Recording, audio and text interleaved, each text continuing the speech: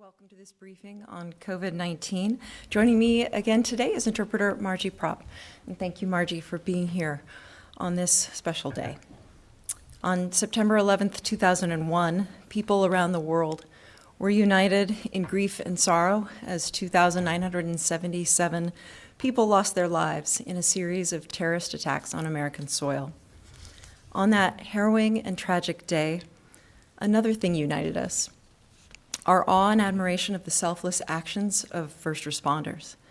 As others fled the fiery scenes in search of safety, first responders ran toward danger in an attempt to save others. 412 heroes, made up of 343 firefighters, 50 police officers, 8 EMTs, and 1 New York fire patrolman, lost their lives in that valiant pursuit. Since then, many of the first responders who survived have succumbed to illnesses related to their service in the days and weeks that followed those attacks. As a nation, we have pledged always to remember their sacrifice, and today, Patriot Day, is a time for all of us to pause and reflect on these heroes' courage and selflessness. It's also fitting that we honor and appreciate the first responders who continue to follow their brave example, putting their own lives in danger to protect others. Here in Lincoln, we are in the midst of a period of mourning for our local fallen hero, Lincoln police investigator Mario Herrera. Today, we continue to honor his memory as well, and we give thanks to the brave team at Lincoln Fire and Rescue who rushed toward danger in their attempt to save him. Our country and our world are divided on many issues, but on Patriot Day, we are unified by our pride in our first responders and gratitude for their heroic services, day in and day out. Earlier this week, I declared a period of mourning in our community to honor the service of Investigator Herrera, who passed away Monday from the wounds he suffered in the line of duty. That period of mourning extends through tomorrow, which is the day of his funeral services at Pinnacle Bank Arena. Information on his services is available on our city website, lincoln.ne.gov. As this hero is laid to rest tomorrow, our community will continue to hold his family close in our hearts, and we will never forget the sacrifices that he and his family have made for our great city. Sadly, we have more condolences to offer this week. Lancaster County Sheriff's Officer Deputy Troy Bailey passed away on Tuesday due to a heart attack. And on behalf of our entire city, I offer sympathy and send strength to his family and friends and to everyone at LSO. It is with a heavy heart that I also report the recent passing of our friend Pat Haverty, who is Vice President of the Lincoln Partnership of Economic Development. Pat was not only committed to Lincoln's growth, but he was also a very warm and genuine person. We offer our deepest condolences to his family, his friends, his colleagues. Finally, we extend our sympathy to the loved ones of yet another one of our community members whom we lost to COVID-19 this week, a woman in her 50s who was hospitalized. We have now lost 21 local residents to this pandemic, and as a community, we can honor their memory by rededicating ourselves to our efforts to protect one another during this pandemic.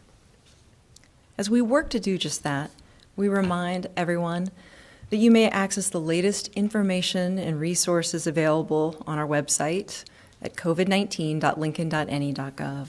There you will find a dashboard with the latest COVID-19 data, as well as resources that can help you navigate these uncharted waters. We update that dashboard daily at about this time.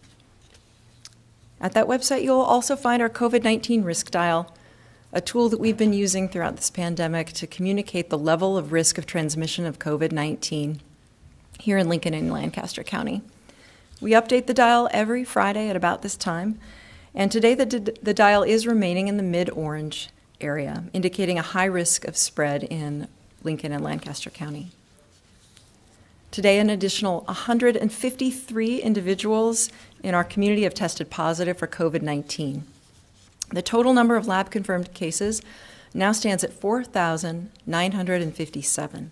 Our total recoveries identified today are up from 2,025 to 2,039. Health Director Pat Lopez is here to provide more information about our case investigations and the indicators that we use to determine the position of our risk dial.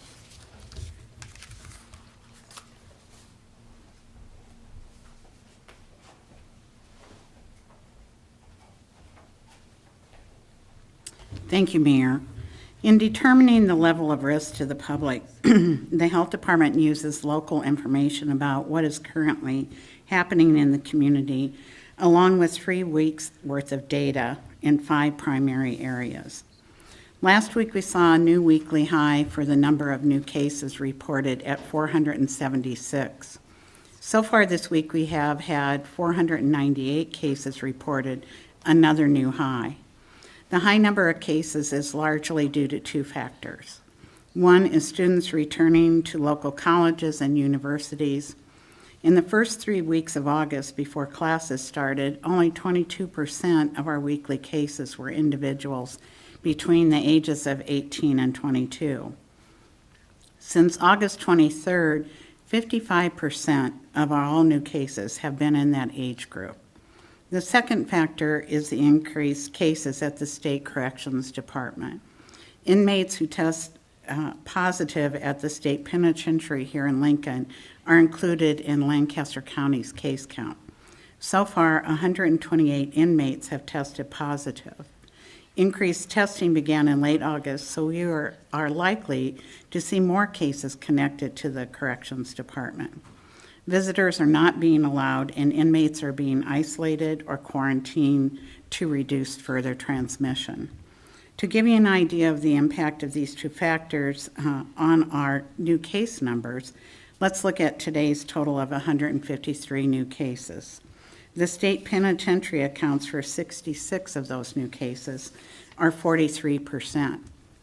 The 18 to 22 age group accounts for 51 of those new cases, or 34%. The 7-day rolling average of daily cases also shows how quickly our local situation has changed since college students returned to Lincoln. In mid-August, the average was mostly in the low to mid-20s. Since then, the average has increased, hitting an all-time high of 83 on September 1st. While the number of daily cases can fluctuate quite a bit, the 7-day rolling average graph allows us to more easily see trends.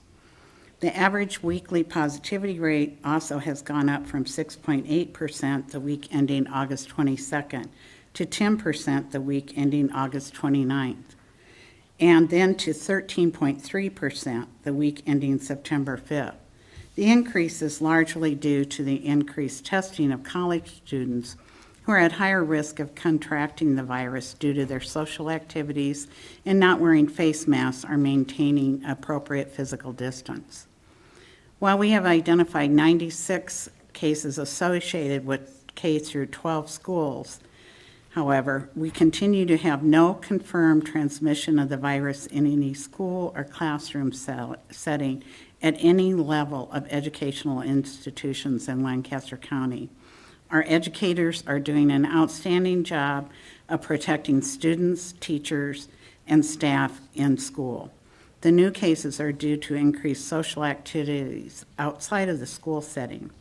We need students and families to follow the measures that are working, wearing a face mask, physically distancing when with others.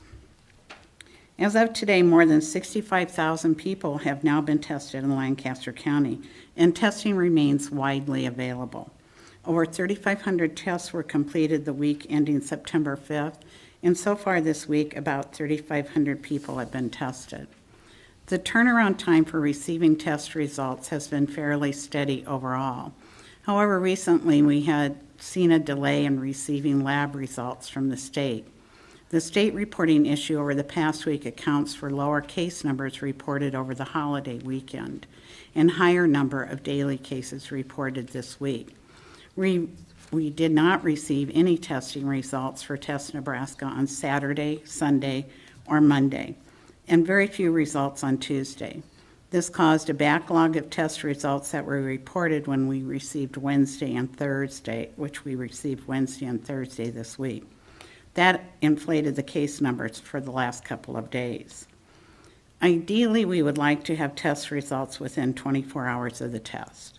Over the past 3 weeks, the average turnaround time had been 2.6 days. But due to the state reporting issue, the average so far this week is 3.4 days.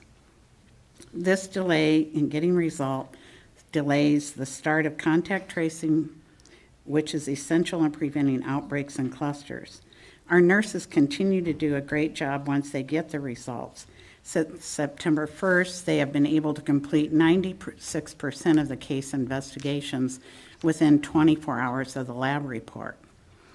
The number of COVID patients in Lincoln hospitals has been trending higher in the past few weeks, but hospital capacity remains adequate. The number has increased from 10 on August 19th to 27 patients reported today. 9 are from Lancaster County and 18 from other communities. Our hospital capacity and ICU bed availability are impacted by the number of cases in the whole region. This week, the ICU bed availability has been close to 48%.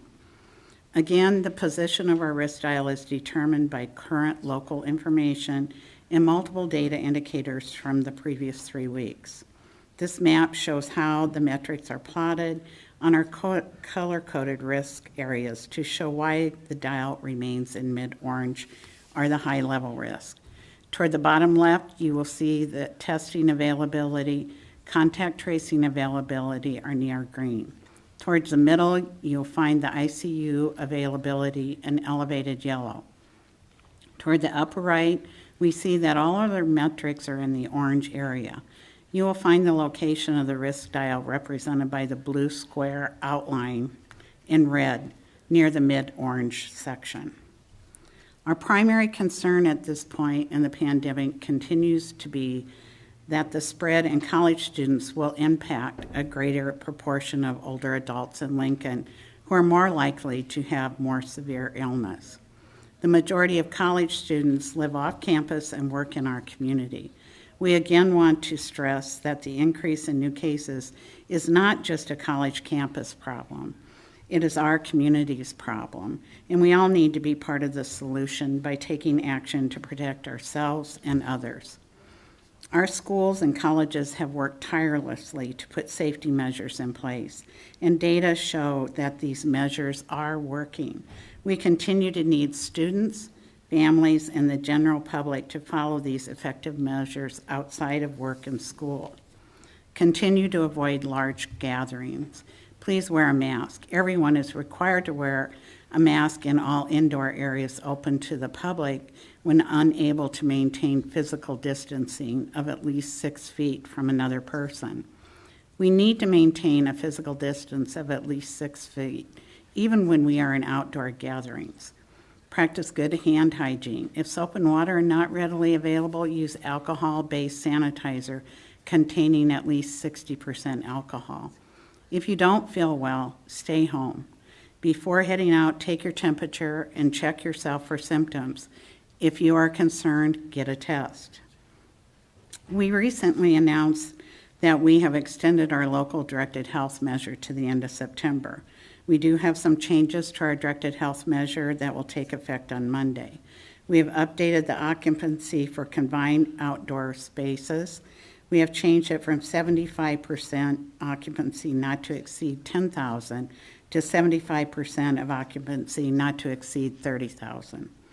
The updated directed health measure clarifies the exemptions on the gathering restrictions for schools and person activities that they are exempt. Under the updated directed health measure, those planning events with more than 500 people will need to submit an event application plan to the health department and get approval prior to the event. This was previously in the directed health measure, and we just clarified that language. The updated directed health measure allows dancing at private events that have set lists of those who are invited.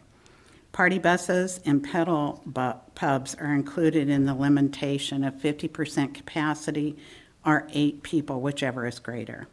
The new directed health measure also allows buffet food service with requirements for safety. As we have all along during this pandemic, we have acted to protect the public's health in Lancaster County. Understanding where we are in Lincoln's current situation, we feel strongly that we need to remain committed to wearing masks and social distancing moving forward.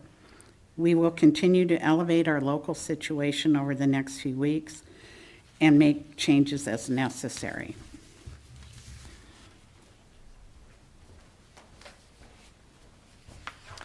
Thank you, Director Lopez. Beyond the important health measures that empower all of us to be greater than this virus, stable, quality housing plays an important and fundamental part in keeping our residents safe and healthy during this pandemic. As members of our community have lost work or jobs and hours, their ability to maintain housing has become more precarious. That's why our city's Urban Development Department has worked so hard over the past few months to collaborate with community partners and keep Lincolnites housed. We are pleased to share with you that Lincoln is receiving $728,000 in Federal CARES Act funding for its program to help people who are struggling to pay for rent, mortgages, or utilities due to COVID-19 and its economic impact. This new funding is in addition to the $4 million in CARES funding that the city received previously back in July, funds which included $975,000 for housing and utilities assistance. The new funds were received through a grant which was submitted by the Lincoln Community Foundation in collaboration with the city and the UNL Center on Children, Families, and the Law. The Nebraska Children and Families Foundation is providing an additional $100,000 match for these federal dollars. These new resources will help provide assistance for many individuals and families who continue to struggle with housing during this pandemic.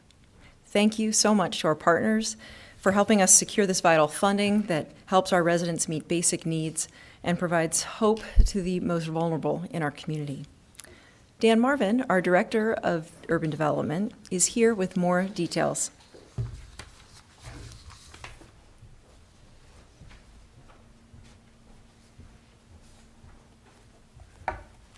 Thank you, Mayor. I thought I'd just share some numbers that we have through Friday of last week. To date, we have helped 83 households and paid out $186,000 in funds for rent and utility and mortgage assistance for individuals, which represents just under 11% of the new total that we now have with these additional funds. We've added 2 additional uptake individuals. We're certainly grateful for our partners at the Lincoln Community Foundation who's issuing the checks for all of these applicants.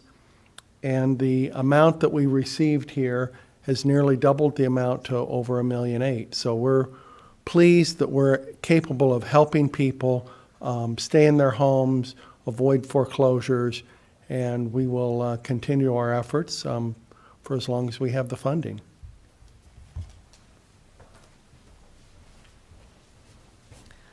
Thank you so much, Director Marvin. And I also want to thank Barbara Bartle, President of the Lincoln Community Foundation, who is joining us by Zoom to help answer any questions.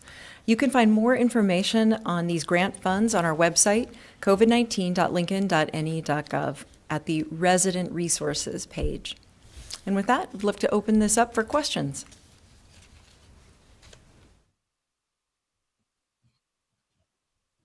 Any questions from the media?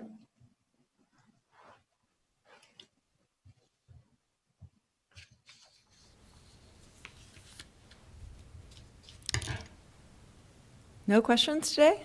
I wonder if there's some technical difficulties. No? Mayor, this is Bill with 1011. One quick question. I believe this is for Director Lopez. Okay. Thank you. New York count on you, Bill.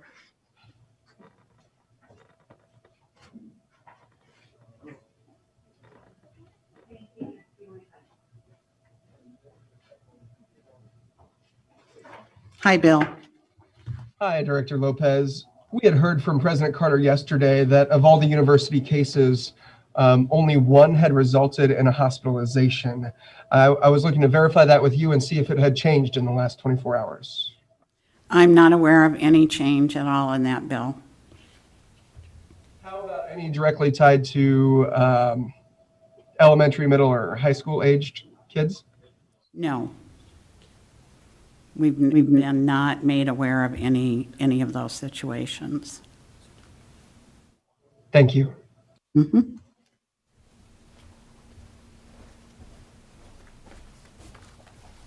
Any other questions for either Dan Marvin or Barb Bartle or Director Lopez? Okay. Well, thank you so much for joining us this afternoon. We are grateful that you're paying close attention to the steps that we can take to protect ourselves, our neighbors, our family, friends, and loved ones.